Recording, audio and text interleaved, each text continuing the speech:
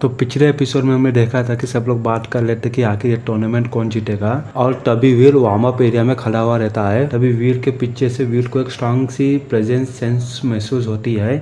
तभी वीर पीछे घूम के देखता है तो वीर को दिखता है कि वो आदमी बहुत ज्यादा ही लंबा है और ये बंदा कोई और नहीं, tiger of blue blood Akshay Thakur है। तभी टाइगर ऑफ ब्लू ब्लड सीधा जाके अश्वथ आहूजा से पूछता है, क्या तुम ही हो अश्वथ आहूजा? अभी अश्वथ आहूजा कहता है, हाँ मेरा नाम ही अश्वथ आहूजा है। अश्वथ आहूजा की बात सुनकर टाइगर ऑफ ब्लू ब्लड कहता है, ग्रेट, मजा आएगा। और फिर अक्षय ठाकुर मतलब tiger of blue blood Ashwath Ahuja के बगल में जाकर बैठ जाता है। वहाँ पर बहुत सारे लोग बात करने जाते हैं, क्या बस इतना ही? मैंने सोचा था कि यहाँ पर इन दोनों के बीच में कुछ ज़्यादा ही खास नहीं या लड़ाई होगी, पर ये तो कुछ नहीं है। तभी एक और आदमी कहता है, ये तो तूफान से आने वाली पहली शांति रखती है, चलो देखते हैं आगे क्या होता है। तभी वीर सोचता है जिस तरह से अश्वथ आहूजा एक्ट कर रहा था, अश्वथ आहूजा के हिसाब से दूसरे ओपोनेंट के उसके आंखों में कोई इज्जत ही नहीं है, वो बस अश्वथ आहूजा को ही अपने काबिल समझता है। को इस बात से ज्यादा फर्क नहीं पड़ता है, वीर कहता है, क्योंकि सभी चीज तो स्टैंड पे है, चलो जाके देखते हैं कौन जीतेगा मास्टरिंग में। और उसके बाद कॉन्टेस्ट शुरू हो जाता है। के साथ होते वहाँ पर एक जज आ जाता है और कहता है, सब लोग मेरी बात ध्यान से सुनिए, ये एक कंपटीशन, एक स्ट्रेंथ का कंपटीशन है और यहाँ पर रखा हुआ ड्रम को जो भी सबसे हार्ड हिट करेगा वो चाहे किसी भी तरीके से इस ड्रम को हिट कर सकता है और सबसे हाईएस्ट स्कोर इस ड्रम के ऊपर गए हुए स्क्रीन पे डिस्प्ले पे शो होने लगेगा। का फाइनल स्कोर सभी कंपटीशन का स्कोर्स को मिलाकर होएगा। अगर कंपटीशन के एंड में अगर किसी इंसान का स्कोर टॉप 4 के अंदर नहीं रहा तो वो किंग के टाइटल में कॉन्टेस्ट में एंटर नहीं हो पाएगा। और फिर तभी हमें एक बंदे को दिखाया जाता है जो अपनी कोहनी का इस्तेमाल करते हुए उस ड्रम को हिट करता है और उसका स्कोर 101.226 आता है।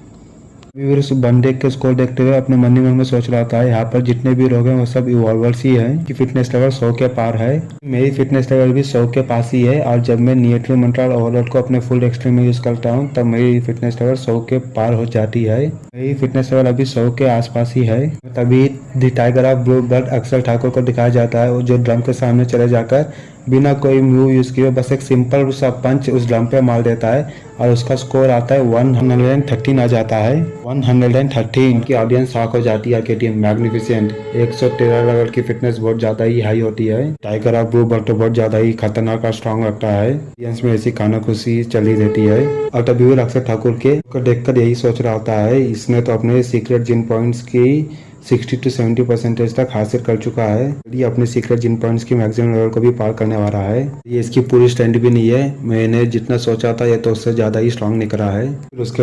फिर उसके बाद अश्वथ आहूजा की बारी आ जाती है। अश्वथ आहूजा की बारी आ जाती है तभी ऑडियंस बहुत ज्यादा एक्साइटेड हो जाती है और कहती है, अश्वथ आहूजा तुम ही हमारे साउथ इंडियन आर्मी के हो को आराम से हरा सकते हो। अश्वथ आहूजा जाकर ड्रम पे एक जोरदार पंच मार देता है पूरी ताकत लगाकर और उसका स्कोर 114.236 आया होता है। उसके बाद हमें एक चीफ को दिखाया जाता है जो कहता है, अश्वथ आहूजा ने तो बहुत अच्छा काम कर दिया है, अश्वथ आहूजा तो वाकई में कमाल का बंदा है। अभी उस चीफ के बगल में उसका असिस्टेंट कहता है, ये नहीं लगता कि अश्वथ आहूजा का अक्षय ठाकुर से कोई मुकाबला है। खुद ही देखिए ना, अश्वथ आहूजा ने अपनी पूरी ताकत लगाकर 114 पॉइंट इस्तेमाल किए और अक्षय ठाकुर ने बस अपना नॉर्मल पॉइंट से ही 113 पॉइंट हासिल किए थे। और तभी चीफ अपनी सिक्योरिटी की बात सुनते हुए कहते हैं, जरा मुझे एक बात बताओ, इस blue blood tiger Akshay Thakur पर ब्लू ब्लड फेसर्स फोर्स ने कितने रिसोर्सेस लगाए हैं? अश्वथ आहूजा के पास कितने रिसोर्सेस हैं? इन सब के बावजूद कि अश्वथ आहूजा अच्छी परफॉर्मेंस दे रहा है, ये उसके एक्सीलेंस को प्रूव करने के लिए काफी है। सिक्योरिटी कहता है,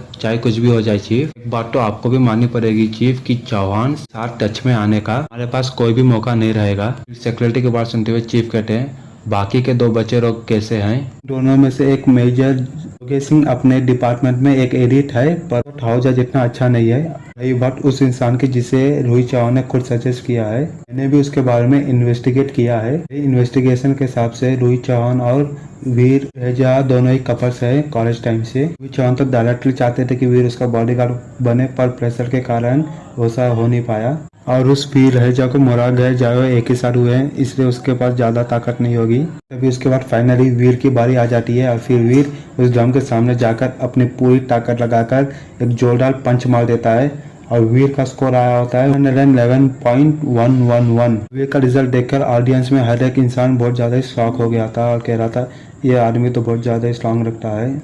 और तभी वीर का स्कोर देखते हुए चीफ कहते हैं, ये बंदा उतना भी बुरा नहीं है। और तभी चीफ का सेक्रेटरी कहता है, सॉरी सर, मुझे लगता है फिर से जाके अपने इन्वेस्टिगेट करना पड़ेगा वीर के बारे में। चीफ कहते हैं इसकी कोई जरूरत नहीं है, ये टेस्टिंग ग्राउंड ही सबसे अच्छी चीज है किसी के आदमी की टेस्ट लेने के लिए। जो आगे बढ़ के देखते हैं कि आगे क्या होता है। कमेंटल दिखाया जाता है जो कहता है हमारा नेक्स्ट इवेंट एक स्प्रिंग टेस्ट होगा जिसका लेवल 10 होगा और जिसकी ग्रेविटी 100 के पार होगी। तभी वो कमेंटल एक वीडियो प्ले करते हुए दिखाता है। अगर जिसकी भी फिटनेस लेवल 100 के पार नहीं होगी वो मुश्किल से भी उस स्प्रिंग में भाग भी नहीं पाएगा या चल भी नहीं पाएगा।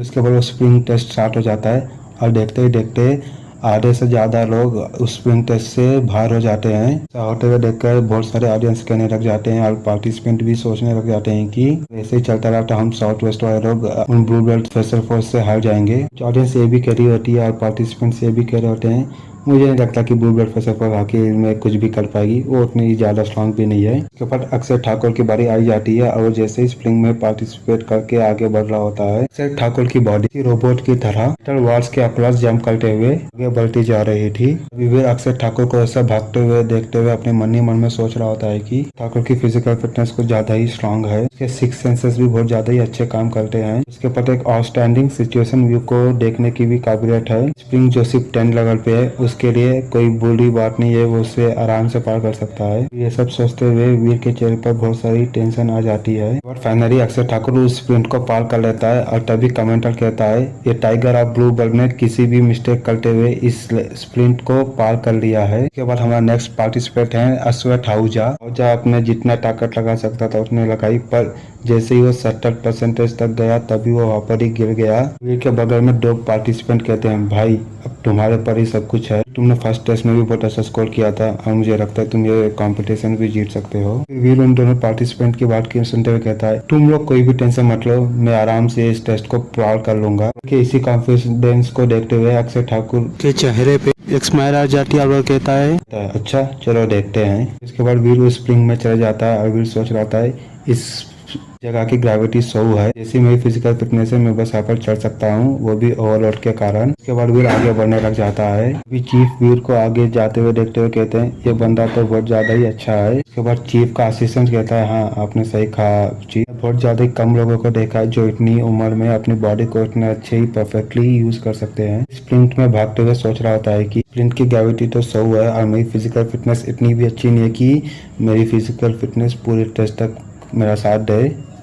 अश्वथ आहूजा के हारने का कारण भी यही था कि लास्ट में उसके पास स्ट्रेंथ ही नहीं बची थी कि वो आगे चढ़ भी पाए। अश्वथ आहूजा जैसी गलती नहीं करनी है, मुझे हर एक स्टेप को बहुत ध्यान से रखना होगा और अपनी स्ट्रेंथ को बचाना होगा। जैसे ठाकुर वीर को भागते हुए देखते हुए कहता है ये बंदा वाकई में बहुत ज्यादा ही स्ट्रेंज है, बॉडी को ऐसा कंट्रोल कर सकता है जैसे कि रोबोट्स, ये नॉर्मल ह्यूमन बींग्स तो कभी ऐसा कर भी नहीं सकते हैं। उस बंदे की हर एक हड्डी हर एक मसल ज्यादा से ज्यादा एफिशिएंट कैसे मूव कर रही है। उसके बाद अक्षय ठाकुर देखता है कि वीर के चेहरे पर बहुत ज्यादा ही पसीना आ रहा होता है और तभी वो सोचता है और कहता है कि हमारे पास चाहे कितनी भी अच्छी स्किल्स बना पर तुम्हारे पास पावर की बहुत ज्यादा ही कमी है इस वक्त। वीर स्प्रिंग में भागते हुए भी यही अपने मन में सोच रहा होता है कि स्ट्रेंथ बहुत ज्यादा ही कंज्यूम हो रही है इस अंडर ग्रेविटी में जितना मैंने सोचा था।